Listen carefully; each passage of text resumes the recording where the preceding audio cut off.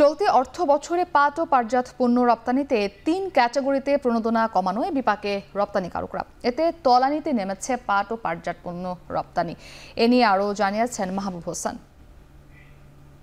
2026 সালে বাংলাদেশ স্বল্পোন্নত দেশ থেকে উন্নয়নশীল দেশে রূপান্তরের যে লক্ষ্য ধরা হয়েছিল সেই অনুযায়ী কিন্তু বিশ্ব বাণিজ্য সংস্থার বিধিবিধান অনুযায়ী যে কোনো পণ্যে যে প্রণোদনা নগদ প্রণোদনা সেটি কিন্তু দেওয়া বহির্ভূত। তারা এমনটি প্রজ্ঞাপন জারি করেছিল বাংলাদেশ ব্যাংক, এবং চলতি বছরের জানুয়ারিতে তারা এই প্রজ্ঞাপন জারি করে, এবং এই প্রজ্ঞাপনের কারণে যে পাট এবং পাটজাত পণ্য রয়েছে সেখানে কিন্তু যারা রপ্তানিকারক রয়েছে তাদের নগদ প্রণোদনা কমিয়ে দেওয়া হয়। মূলত 3 ক্যাটাগরিতে এটি নগদ প্রণোদনা কমিয়ে দেওয়া হচ্ছে।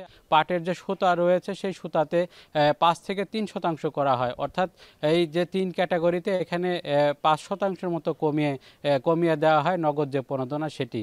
এই নগদ প্রণোদনা কমিয়ে দেওয়ার কারণে যারা পাট রপ্তানি করেন তারা কিন্তু বেশ বিপাকে পড়েছেন। তাদের যে উৎপাদনের খরচ বৃদ্ধি পেয়েছে সেই কারণে কিন্তু তারা এখন পাট রপ্তানিতে বেশ বাধাগ্রস্ত হচ্ছে বলে আমাদেরকে রপ্তানিকারকরা জানিয়েছেন।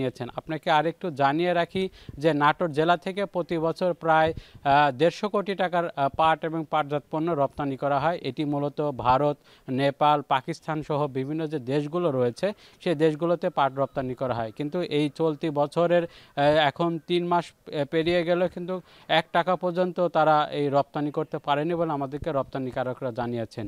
তো এই ছিল নাটোর থেকে আমার কাছে সবশেষ তথ্য।